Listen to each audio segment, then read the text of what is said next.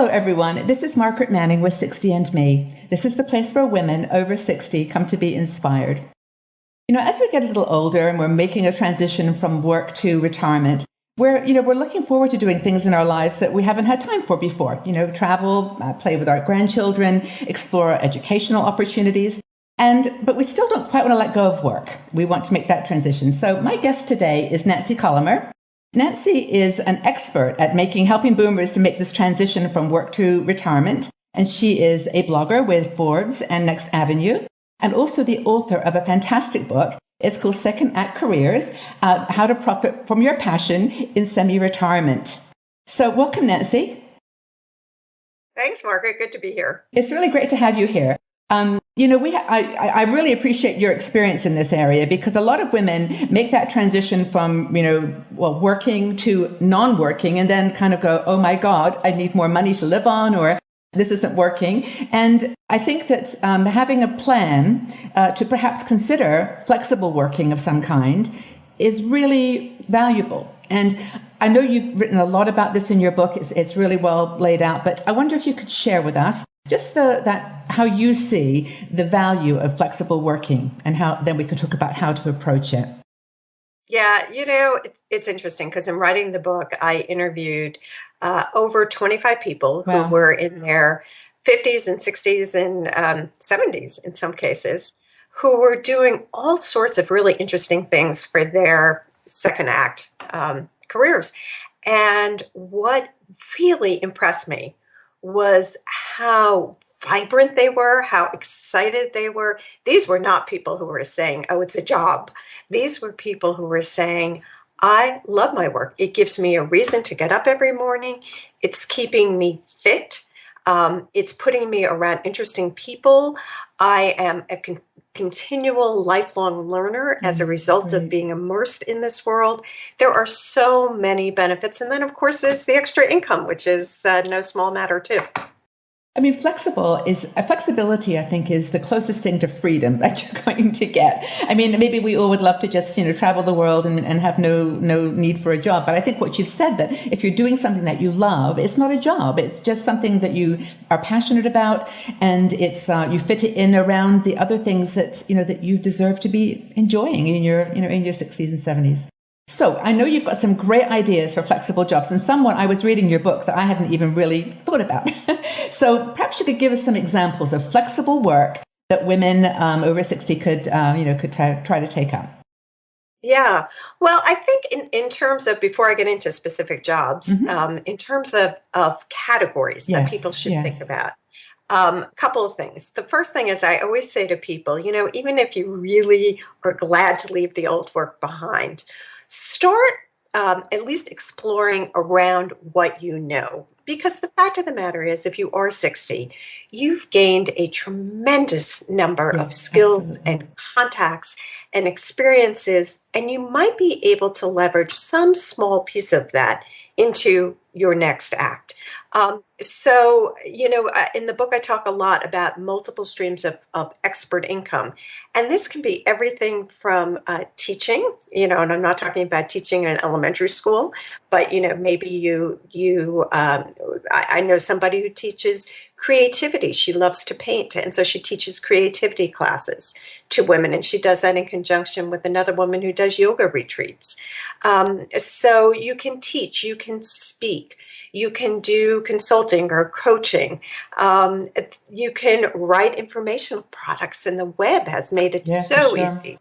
Yeah, for people to produce all sorts of informational products, whether it's a book, whether it's a downloadable PDF, whether it's a webinar that people pay for. So that would be the first category, is multiple streams of expert income. The next category that's a big one is service businesses. Because service businesses are relatively inexpensive to start.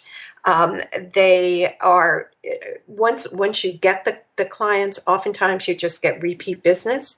And it's when you're a service provider, the fact that you are mature and reliable and trustworthy, all of the things that older people are known for, really, really matter.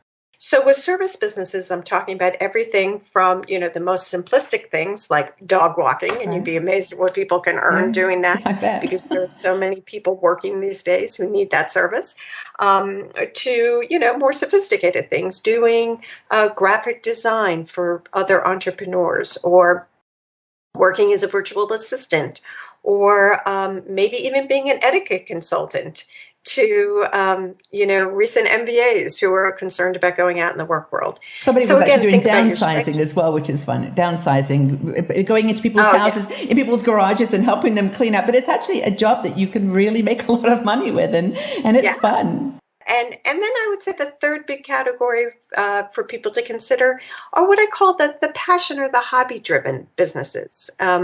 If you love to knit, maybe you can put together a series of knitting books or knitting classes, or maybe there's a product that, if you're a devout, I was reading the other day about the woman who designed those non-skid yoga mats. That came out of the fact that she was someone who was really very involved with going to yoga classes. And so there's lots of different possibilities. There is no one right answer. There is no one great business. It's all about really tapping into what you do well, what you love, and what the market needs. And as you said earlier, there's so much of technology to support your efforts. I mean, for example, writing. There's lots of sites, Elance and others that open the door to all kinds of opportunity. And I think what you said earlier, though, I really, really like, Nancy, and that is that I think it starts with you just going inside yourself and looking at what you do well. And I think a lot of women over 60 don't realize how much they know and how much they've learned. For example, someone might say, I'm not a writer. But in their work, they almost certainly had to write emails and letters maybe, and reports. And you're not a writer, but you know how to write, and with refinement. Absolutely. So I think it's just having sort of trust that that you're capable of doing these things. Yeah, and think about ways that you can take your professional skills and blend them with your personal interests. Let me give you a great example. One of the women in the book is someone who is a senior move manager. And the way that she got into that, let me add here, the book was written in 2010. So a lot of the stories that I tell in the book are people who were really in tough situation following the Yes, financial of course, collapse yeah. in 2009. So she was, and she's a perfect example of that. She was someone who actually did PR work for financial planners. Well, in 2009, her business completely collapsed because financial planners were not investing in Yeah, PR. exactly. And she had to figure out what else to do. So she was, sort of madly trying to figure it out. Talked with her friends, which is a really important thing to do because your friends can be your eyes and ears. And she had a friend of hers who sent her a newspaper article about this profession of senior move managers. And when she read it, she thought to herself, wow, these are people who assist seniors in downsizing and moving and getting rid of their stuff. She had coordinated 15 different times the white elephant sale for her local church. So even though that was not something she had done Exactly. professionally, Yeah, she had done she it in her knew. volunteer Yeah, work. So yeah. what did she do? She flew out to the conference, and that's another great thing to do. For this senior move manager, she just hopped on a plane, she went to the conference. She said, I can do this. And what was really interesting about her story is while there and in talking to other senior move managers, she realized they knew very little about PR. So what does she do now? She teaches PR skills to people who are senior move managers. Promoting their own So business. it's That's a great great. example of That is, blending yeah. old and the new. That is fantastic. No, that's a really perfect example. I love it. I think that our women in our community are quite resourceful too. I mean, I asked a question a couple of days ago, and I got one lady came back with, I think it was, how are you living on a pension? How do you manage? And she came back and said, well, I write books, I do this, I do, I walk pets, and it was just a list of, 10 different things. So I guess the point is you don't have to just say one thing. You can do, 2 hours a week of this, 5 hours of that, just everything that you love. It's a great way to, have an enjoyable, retirement as well.